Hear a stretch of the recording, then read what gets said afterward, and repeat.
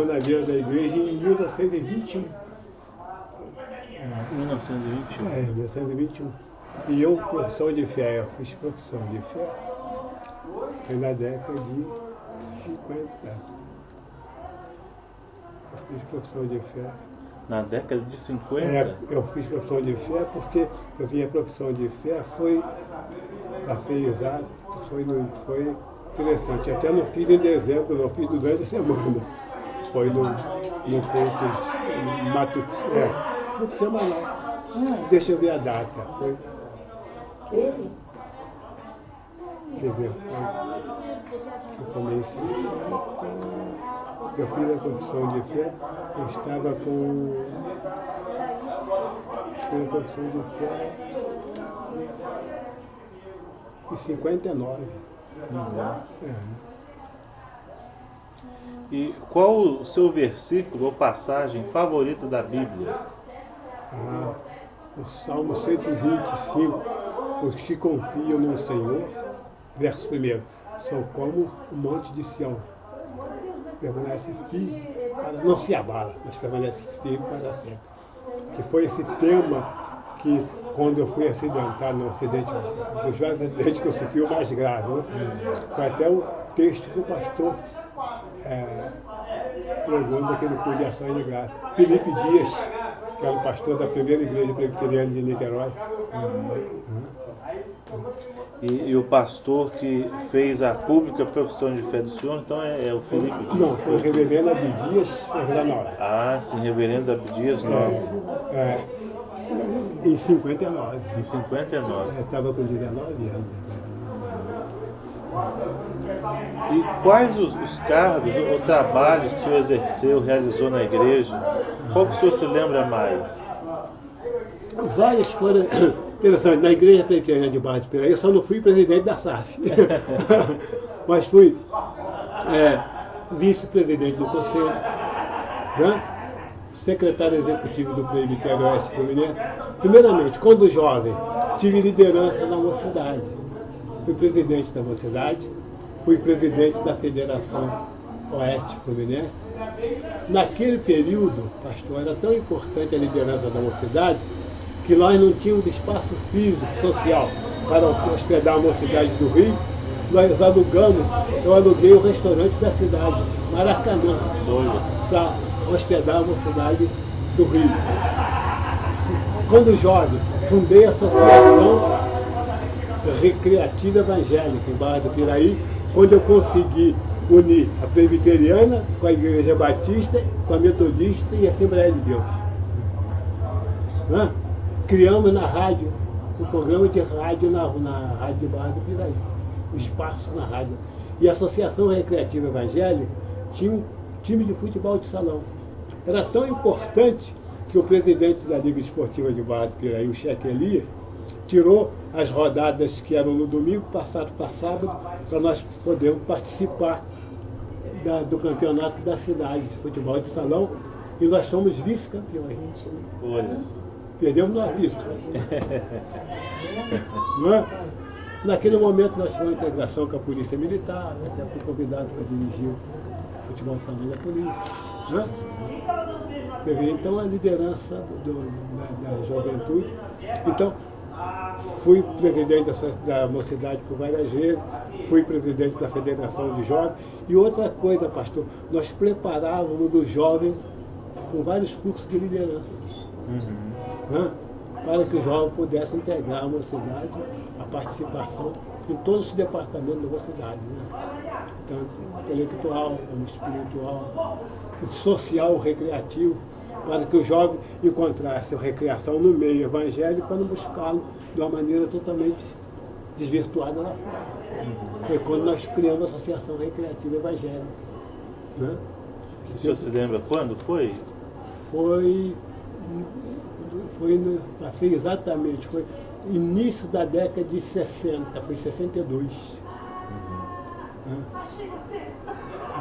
Até naquele período, estava na inspeção federal em Mendes, Então teve até um fato interessante. Cheguei aqui, o nosso time estava perdendo de 5-0, fizemos as modificações e conseguimos empatar com o time mais forte da cidade por 5-5. Olha só.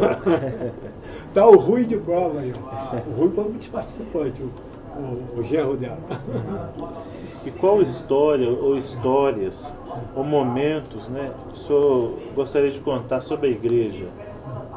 História da igreja, um fato que aconteceu, que marcou a vida do senhor, ou o pastorado de alguém, um ministro, né? Eu acho que um momento muito importante que eu achei na vida da igreja foi aquele momento que começou o movimento ecumênico. E nós, como jovens, nós não deixamos nos contaminar por aquele momento. Né? E várias vezes eu fui convidado, porque com liderança, o bispo da cidade, D. Aguilera Rossi, o Jairo também lembra desse fato. D. Aguilera Rossi era um homem muito culto. Ele era o bispo da diocese. Ele me convidou várias vezes para conversar com ele por que a igreja presbiteriana não se envolvia naquele movimento ecumênico. Aí eu dizia, opa, ô bispo, só tem 3 pontos importantes. Se vocês abrirem mão da mediação de Maria e da infabilidade do Papa, né? Aí ele, então vamos conversar sobre outro assunto. Tanto que ele era muito culto, ele saiu de Barra do Piraí, foi ser arcebispo de São Paulo e morreu como prefeito do Vaticano. Nossa. D. Aguilera Rossi. D. Aguilera Rossi. Foi um momento importante que a gente procurei sempre orientar os jovens, não só local, como da nossa região, da nossa federação. Né?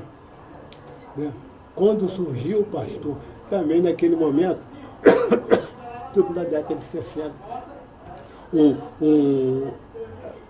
Eric Fon lançou um livro, Era o Deus Astronauta, eu tenho até esse livro aí. E vários jovens foi realmente sendo contaminados, porque ele não era cientista, ele era um grande jornalista com uma bagagem muito grande. Ele quis nesse livro dele provar que a nossa geração foi gerada por seres extraterrestres. Eu tenho até um livro aí, muito importante. Então nós procuramos fazer um trabalho com os jovens nesse sentido, explicando que não tinha nenhum fundamento nem científico nem bíblico no que ele queria. Não é? Foi um momento muito importante da vida da igreja, principalmente da vida da juventude da igreja. Né? E a história do senhor com a música? Como é que é? Com o coral da igreja? A história da música foi interessante. E quando estudava fora, passou um fato na minha vida que eu procurava escondê-lo. Que eu cantei escondido. Tive contato com a RCA Victor. Entende? Cheguei a cantar, pastor, até em boate, sempre meu pai e a minha mãe sabendo o que estava se passando. Aquela coisa de adolescente. Porque nós tínhamos um tio Vadim, que era músico profissional, que ia trabalhar. Então, eu estudando com muita dificuldade e tal, aquela coisa toda. Ele falou, poxa, por que você não vai fazer um teste que a gente vai precisar? Você vê como é que Deus abre um espaço muita gente para a gente. O RCA Victor vai precisar de voz masculina e feminina, porque naquele tempo falava coral popular. Coral popular era o vocal, né, que dava apoio para os artistas que faziam parte do cast da gravadora para gravar. Né? Aí nós fomos fazer o teste. Eles escolheram na ocasião 3 vozes masculinas. Foi eu, Cosme e Abelardo, e 2 vozes femininas, que foram as irmãs Medeiros. Naquele tempo falava até. Hoje fala música. Aquele tempo era música caipira, né? Hoje é sertaneja, né? Então essas 2 irmãs Medeiros até eram um conjunto, uma dupla sertaneja, né? O caipira naquele tempo. Então nós tivemos um período até escondido do meu pai, mas foi um período de termo musical muito bom, que ali eu comecei dando os meus primeiros passos na música, porque lá na universidade tinha um professor que me iniciou me dando canto e solfejo de piano. Aí naquele período que eu tinha na ECAVID, já estava dando partitura. Aí depois eu fui me aprimorando e também em contato com os grandes maestros na música popular. Tinha grandes maestros, Erco Varedo, Pai Chiquinho, né? Né? E Scarambone, Jean Ferreira. Então, foi aquele momento da música. Aí depois, quando eu vim, por exemplo, quando eu comecei a fazer, e eu fazia algum trabalho já com a música da igreja, porque nós tivemos bons regentes aqui, né? Você lembra? O Hernani foi até um maestro que veio lá do Espírito Santo, fazer um trabalho muito bom com o coral, porque ele fez um trabalho com banda há muito tempo. E ele de vez em quando pedia para mim marcar algumzinho, um dia algumzinho, né? E agora na vida da igreja, eu assumi mesmo o coral, pastor, depois do acidente grave que eu sofri, em 70. Eu ainda estava em fase de recuperação. O acidente foi no dia 30 de junho de 70. Até o importante foi isso. Foi no dia 30 de julho de 70. E o coral estava assim em recesso, porque o Hernani tinha saído de barra, foi para o Rio, não é? E nós estávamos com o coral totalmente parado. E naquele período, quando eu estava recuperando do acidente, porque o acidente foi muito grave, então eu estava ainda em fase de recuperação, e no mês de dezembro, porque depois do acidente eu fiz 3 plásticas, e eu tinha feito uma das plásticas. Quando uma irmã veio me visitar aqui, vai dizer, o nosso coral está parado. Tá bom, se a gente pudesse reativar o coral. Aí eu comecei, eu fui lá ainda com o rosto bem demasiado, bem inchado de uma das plásticas que eu tinha feito, né? Ainda conseguimos ensaiar o coral ainda apresentou acho que 4 hinos de Natal. Naquele ano, em dezembro de 1970. Justamente naquele período que morreu a Reverendo Abdias. A Reverendo Abdias morreu. Interessante, o Reverendo Abdias faleceu no dia do meu acidente. Olha. Eu fui em Valença, no enterro dele, o enterro atrasou e tal. O que ia ser na parte da manhã passou para a parte da tarde. E eu vim mais cedo, porque eu tinha uma reunião aqui na prefeitura com o prefeito, porque nós tínhamos interditado o matadouro municipal aí, entende? Aí, saindo daquela reunião, ia passar na Belprato, que era uma firma de produto de origem animal que tinha ali onde é a Bradesco, e naquele período eu estava na inspetoria de inspeção de produto de origem animal, então eu ia passar na firma quando fui acidentado. Eu fui no mês de junho. Eu fiquei de junho até dezembro, quando eu estava ainda em fase de recuperação, foi quando eu iniciei o trabalho na vida do coral da igreja. Depois, posteriormente, não só no coral da igreja, depois na Secretaria Presbiterial de Música, depois na Secretaria Sinodal de Música, né? E não só na nossa igreja, mas eu fiz trabalho com a Igreja Batista, com a Igreja Metodista, né? A Assembleia de Deus, até Osliana, na Igreja Metodista Osliana. Teve um período que eu cheguei a estar com 4 corais em 4 igrejas diferentes. Aí foi um período que nós fizemos. Se eu pudesse escolher um hino para ser o hino do Senhor, né? O hino que mais fala da caminhada do Senhor, o senhor escolheria algum hino? O hino que marcou muito, né, na minha vida, que foi até o hino que a Nadia escolheu que cantasse na casação do velório dela, o Campainha de Ouro. Você quer cantar um trechinho para nós? Campainha de Ouro. Campainha de Ouro. Alma, terra, além do rio. Acho que é Fá maior. Alma, terra, além do rio, que chamamos doce eterna, que te alcançaremos pela fé, aonde entraremos neste lar de bem supremo, quando Salvador chamar a mim e a ti. Campainhas estão a tocar, santos anjos a cantar.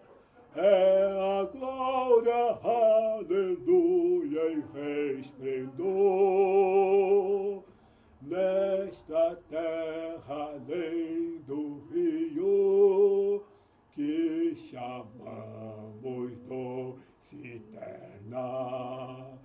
Quando Salvador chamar a mim e a ti. Nunca mais pecar, não aguas nesta terra do futuro. Quando alcançaremos lá só pela fé, aonde entrar havemos nesse lar de doce eterno.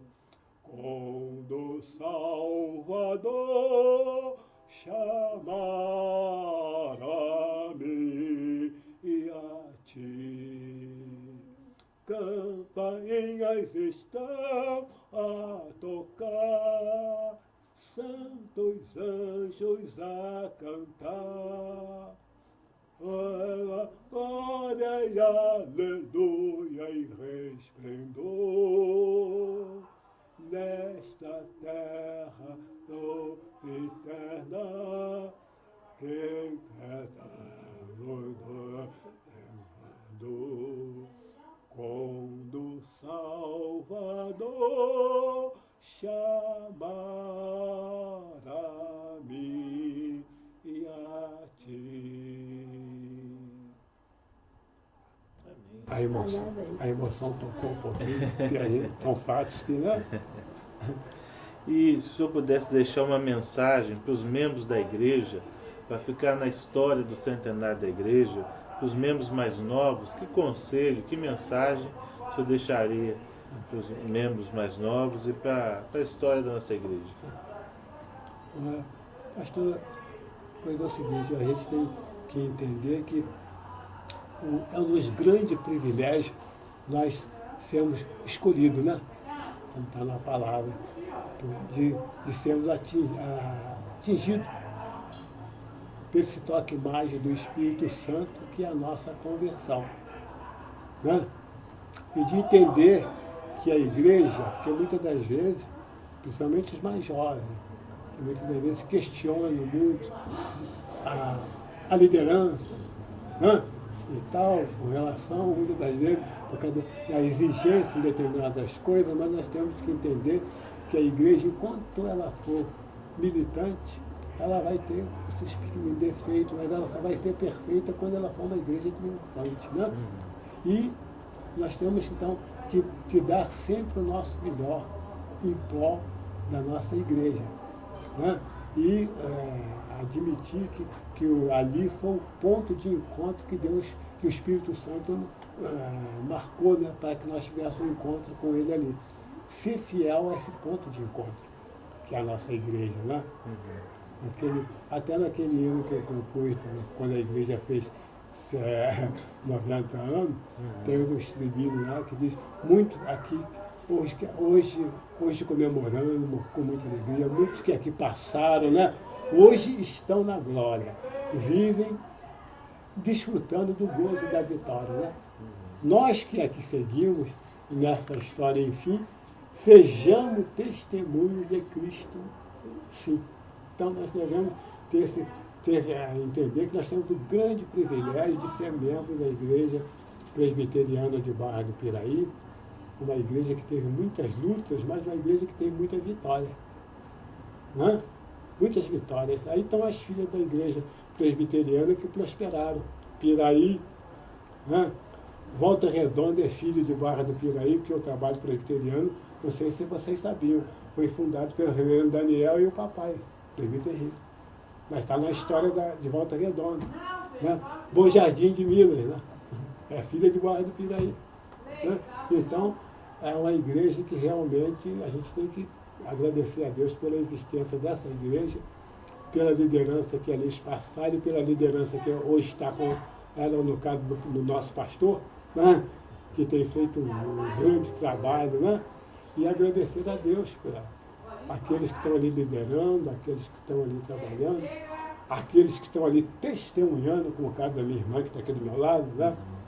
Chegando a seus 94 anos, mas dá um testemunho vivo da palavra de Deus ali, né? E nunca desanimar, porque o inimigo muitas das vezes quer se pôr no caminho daqueles que estão realmente na luta, ou através da vaidade, ou através do desânimo. Né? Então a gente, quem está lá em cima, vê que não tem o sentido das alturas, né?